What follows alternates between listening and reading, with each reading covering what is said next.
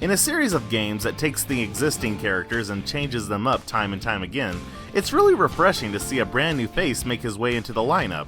We were first introduced to this anthropomorphic, it's so hard to say that. We were first introduced to this anthropomorphic alligator, nailed it, back in 2019. In celebration of the 5th anniversary of the original Five Nights at Freddy's game, creator Scott Cawthon released a teaser image on his website of the next game in the series. The photo depicted 4 animatronic characters performing in what appeared to be a shopping mall-like complex with an 80s aesthetic. At the time, it was a little unclear what type of animal this character was supposed to be. I mean, upon first look, it kinda looks like a dinosaur. It wasn't until next year in 2020 when a character list of the names from Funko was leaked. It was then revealed that this character was in fact an alligator, named Montgomery Gator. However, fans would have to wait just a little bit longer to see him in his debut game, as it would be continuously pushed back. So instead, we were introduced to him in the game Fury's Rage, a small adventure to tide the fans over until Security Breach was released. In this game, Montgomery Gator looks just a little bit different than he does in Security Breach. He's much more muscular for one thing. He kinda reminds me of one of the Monstars from Space Jam. He's not the fastest character, but he makes up for it for having the strongest punch attack. And he does have a pretty cool special move. I really love how one of the things he yells when he performs it is Protein Shake! Protein Shake! So after a lengthy period of waiting, in December of 2021, we were finally treated to the release of Security Breach, and got up close and personal with the one and only Montgomery Gator. Monty looks like your generic cartoon alligator, with his primary colors being green and yellow. Strangely enough, his spikes only go up to his tail, instead of his whole body like it does in his Fury's Rage depiction. Maybe it just didn't look as good in 3D and it was omitted. Huh. So keeping with the feel of the 80s, Monty's design has shoulder pads. Yes, this was an actual thing. The red mohawk is an interesting choice, because I would say mohawks in general were more associated with punk rock rather than glam rock, but it looks good, so what the heck. He also sports some stylish star-shaped glasses, which more than likely was probably inspired by the eyewear of Elton John.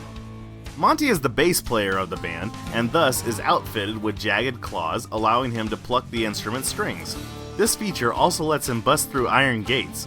We hear from the messages you collect throughout the game that Monty goes around breaking fences and the repairs are getting costly, which also leads to his anger issues. It's implied that Monty is a loose cannon, which is most evident at the beginning of the game when Gregory is crawling around in the vents and comes upon Monty's green room, and all you can hear is sounds of him trashing the place. Typical rock stars, huh? Later on, when you finally are able to go inside his room, as you would expect, the place is a mess.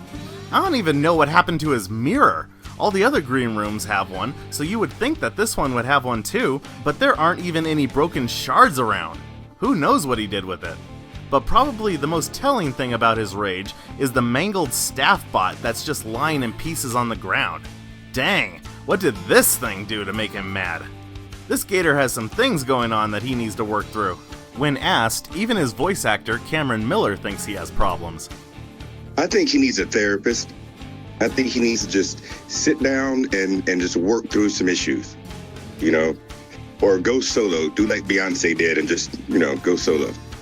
Monty's signature area of the Pizzaplex is Monty's Gator Golf, which is a swamp-themed miniature golf area that I guarantee they came up with because every miniature golf course had one of those gator traps where you have to hit the ball into its mouth, and they associated it with Montgomery Gator. That's probably what happened. I can't confirm it though. But the environment is pretty cool. It has these orange lights in the trees to simulate fireflies, and the ambience and frogs riveting, but the thing I like the most are these animatronic alligator heads that spring out of the water.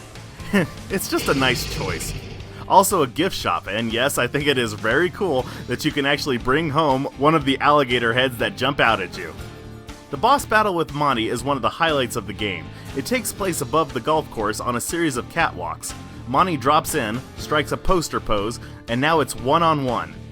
The goal is to go around and use these firing stations to launch balls into a large bucket. When the bucket is full, you can activate a switch to empty its contents all over Monty.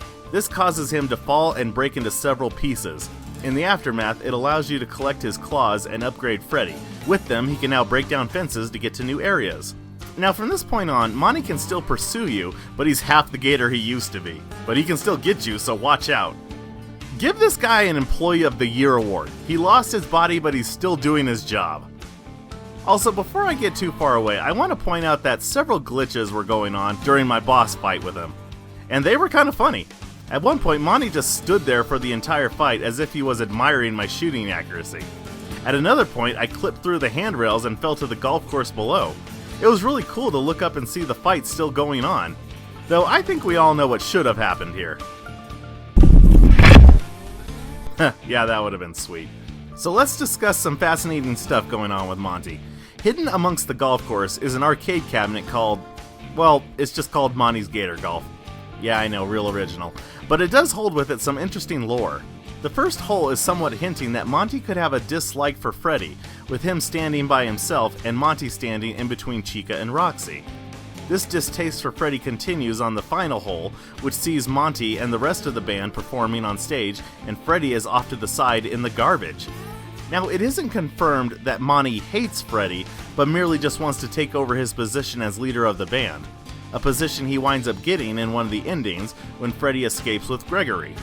You know, I would actually love this whole story with Montgomery Gator to be fleshed out more. Maybe some of it will be tackled when the DLC comes out next year. Well, probably not, but hey, here's hoping.